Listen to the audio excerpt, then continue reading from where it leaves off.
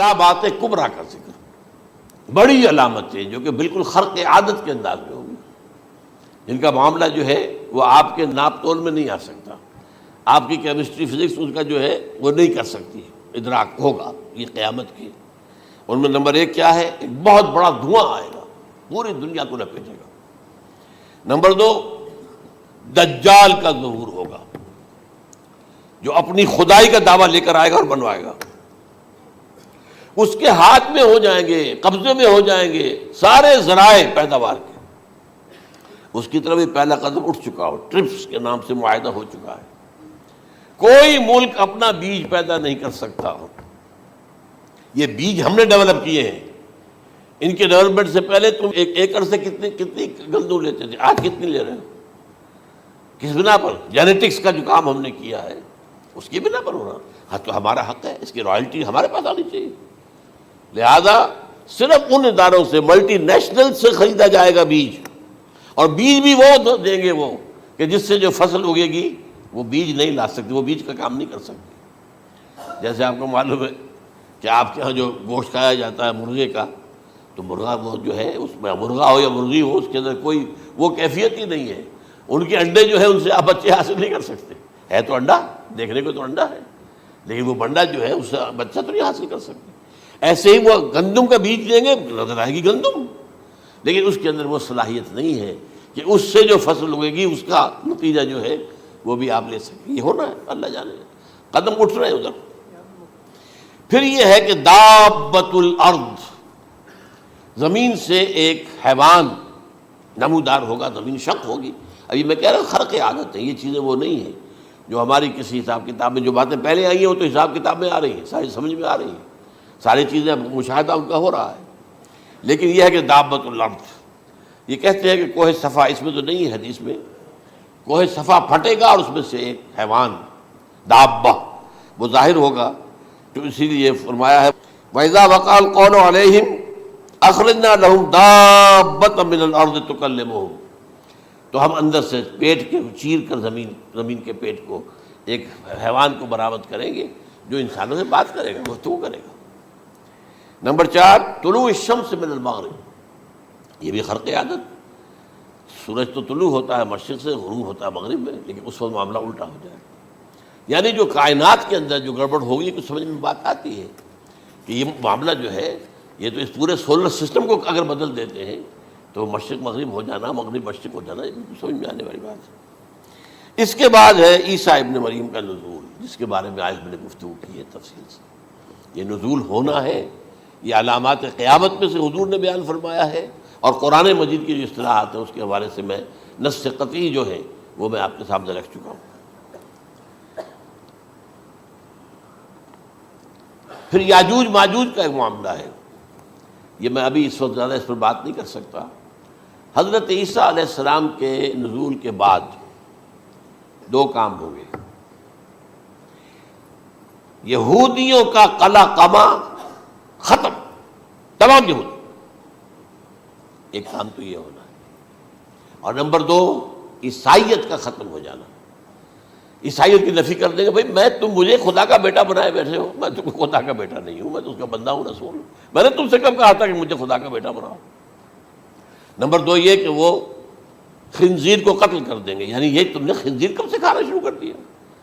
میں تو تم کو نکاح اجازت دے کر گیا تھا، یہ تو شریعت موسوی میں حرام تھا، اور میں کہہ کر گیا تھا کہ یہی شریعت تم پر لاگو رہے گی، ہاؤ کم تم نے کیسے یہ؟ آج بھی بہت سے رومن کیتھولکس جو ہے وہ سور نہیں کھاتے، وہ اس میں ہے ان کے اندر کچھ نہ کچھ بعض جو ہے جو حضرت عیسیٰ کی تعلیمات کا کچھ اثر ان کے ہاں ہے۔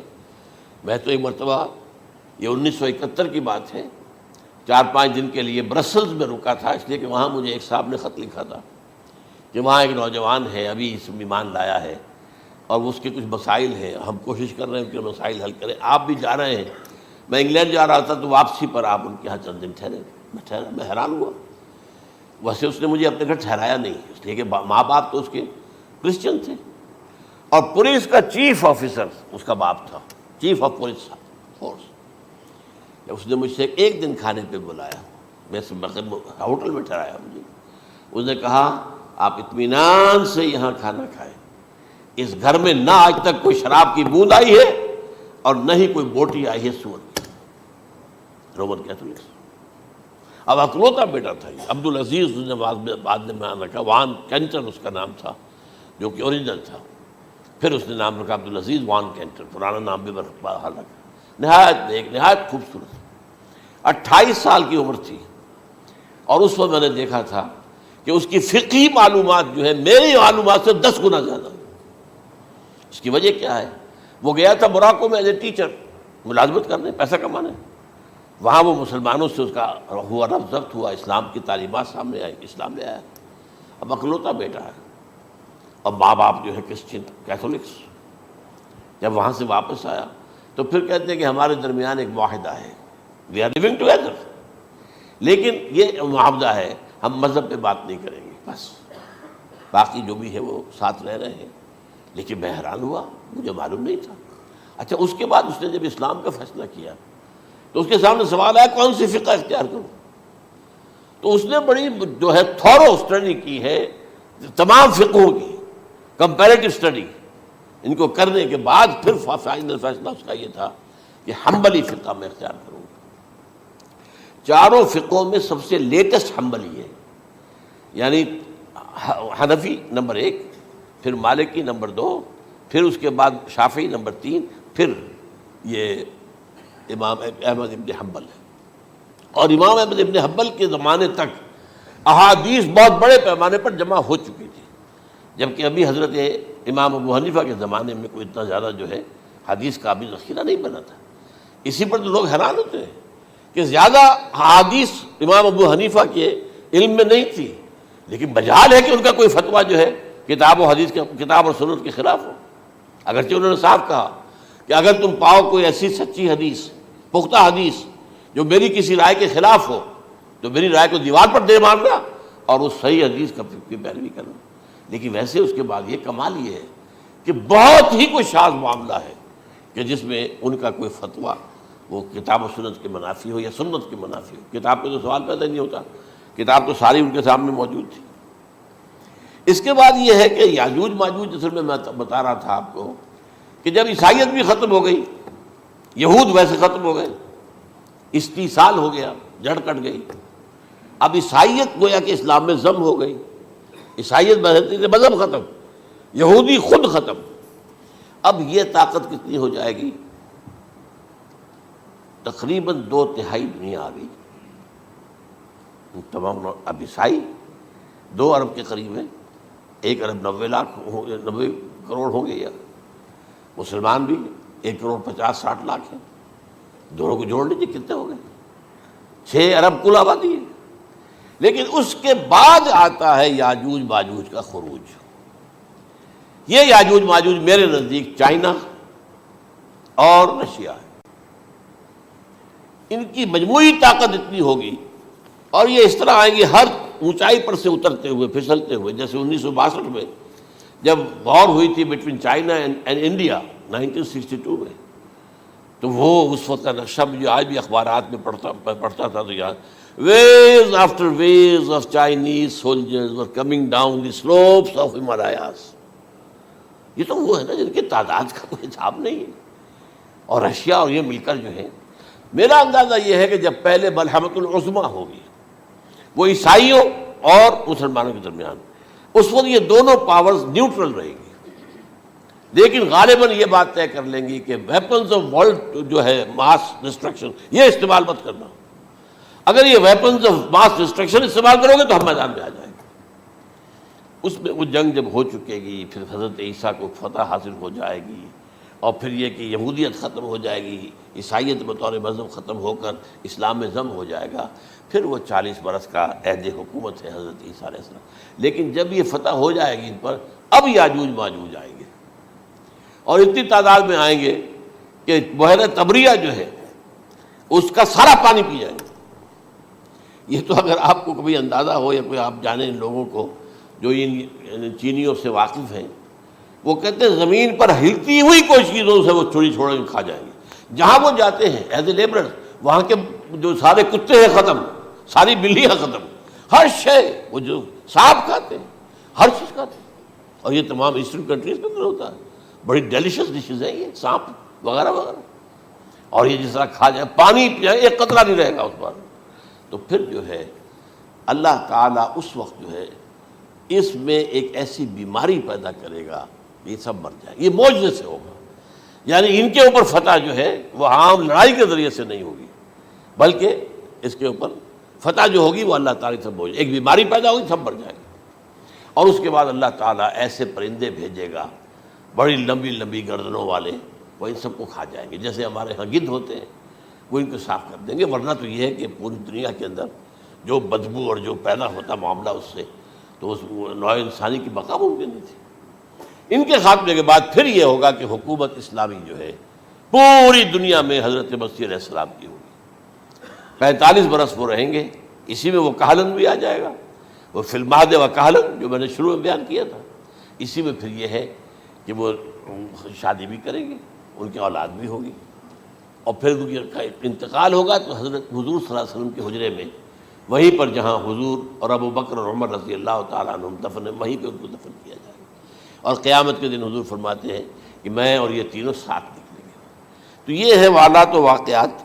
بہرحال اس میں یہ ہے کہ یہ نوٹ کر لیجئے کہ جہاں تک ہمارے ہاں آج کل کا معاملہ ہے، میرے نزدیک میں یہ کہنے پر مجبور ہوں، جو رفع و نزول مسیح کو نہیں مانتا وہ کم سے کم منکر حدیث ضرور ہے.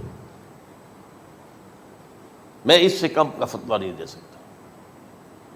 اب یہ ہے کہ جو لوگ مہدی کو نہیں مانتے ان کا معاملہ میں مختلف سمجھتا ہوں. چند منٹ لے رہا ہوں آپ کے، اور اس لیے کہ ان کی حدیثیں صحیحین میں نہیں ہیں، بخاری مسلم میں نہیں. اور یہ کہ بہرحال ان کا معاملہ جو ہے وہ ایسا نہیں ہے حضرت عیسیٰ کا. حضرت عیسیٰ کے آنے کا جو کچھ ہوگا وہ تو میں نے آپ کے سامنے بیان کر دیا. لیکن یہ ہے کہ حضرت مہدی ہمارے نزدیک اس میں خرق عادت کوئی ہے ہی نہیں. جیسے ہر صدی کے مجدد ہوتے ہیں، آخری صدی کے مجدد وہ ہوں گے، اور میرے نزدیک یہی آخری صدی ہے، اور اسی میں حضرت مہدی کا ظہور ہو جانا. سعودی عرب میں کوئی خانہ جنگی ہوگی کسی بادشاہ کے انتقال پر، اور پھر اس وقت یہ ظاہر ہوں گے. اس وقت ملک کے حالات کو سنبھالنے کے لیے لوگ ان کو زبردستی نکالیں گے، چھپے ہوئے ہوں گے ایک گھر میں. یہ حضرت ام سلمہ رضی اللہ تعالی عنہ کی روایت ہے کہ ایک بادشاہ کے انتقال پر یہ خانہ جنگی ہو جائے گی، اور ایک شخص مدینے سے بھاگ کر مکے میں چھپ جائے گا. یہ تو ہے ان کے الفاظ، میں توجیہ کر رہا ہوں. یہ لوگ ان کی طرف دیکھ رہے ہوں گے کہ یہ جو وقت آیا ہے فتنے کا ہماری قوم پر، ہمارے ملک پر، تو ان کی شخصیت ایسی ہے کہ یہ بیچ میں آئیں، صلح صفائی کرائیں، اور وہ جو ہے اس ذمہ داری سے بچ کر بھاگیں گے اور جا کر مکے میں چھپ جائیں گے. پھر لوگ انہیں تلاش کر کے نکالیں گے اور زبردستی ان کے ہاتھ پر بیعت کریں گے، ورنہ وہ اتنے بڑے منصب کو. اور پھر یہ بھی ہے، ایک حدیث میں آتا ہے یصلحو فی لیلۃ واحدہ، ایک رات میں ان کی مکمل اصلاح کر دیں گے. یعنی اگر کوئی تھوڑا بہت نقص اور عیب کوئی ہوا بھی، کوئی کمی کوتاہی ہوئی بھی، تو اللہ تعالیٰ ایک رات میں اصلاح کروا دیں. لیکن ہمارے نزدیک اس کے اندر کوئی خرق عادت ہے ہی نہیں. البتہ جو کہتے ہیں اہل تشیع، وہ خرق عادت ہے کہ ان کے 12ویں امام جو ہے وہ بچپن ہی کے اندر اس خوف سے کہ جو بنو عباس بادشاہ ہیں وہ ان کو قتل کر دیں گے، تو وہ ایک غار میں چھپا دیے گئے. اب وہ 1200 برس سے اس غار کے اندر چھپے ہوئے، اور اس کے بعد وہ ظاہر ہوگی، وہ امام مہدی ہوں گے. اس میں خرق عادت ہے. لیکن میں یہ کہتا ہوں کہ محض خرق عادت کی بنیاد پر ہم اس کی نفی نہیں کریں گے. کیوں؟ کیا ہم یہ نہیں مانتے کہ اصحاب کہف 300 برس تک سوئے رہے؟ یہ کیا عام بات ہے؟ حضرت عزیر علیہ السلام اللہ نے انہیں موت دی، موت، اور 100 برس کے بعد زندہ کر کے اٹھا لیا. تو خرق عادت حضرت عیسیٰ کو ہم اتنا بڑا خرق عادت مانتے ہیں کہ اٹھا کر آسمان پر، تیسرے آسمان کے اوپر ہیں، موجود ہیں، اب بھی ہیں. شب معراج میں تیسرے آسمان پر حضور کی ملاقات ان سے ہوئی.